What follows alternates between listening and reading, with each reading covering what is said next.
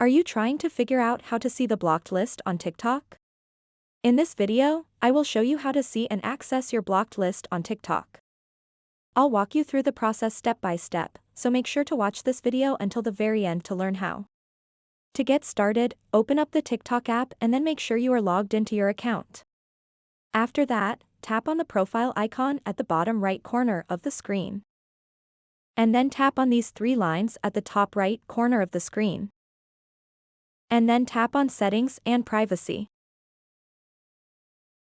Once you are on this page, tap on Privacy.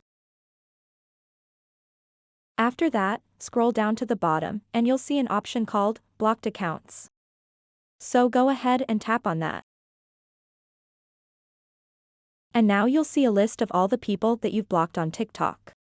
So these are all the accounts that you've blocked on TikTok, but if you have a change of heart, you can tap on the unblock button that will unblock them and give access to see your account once again. So that wraps up this tutorial. If you have any questions about this whole process, please let me know in the comments section below. And if this video helped you out, please give it a big thumbs up and subscribe to this channel for more tutorial videos like this one. Thank you so much for watching and have a good day.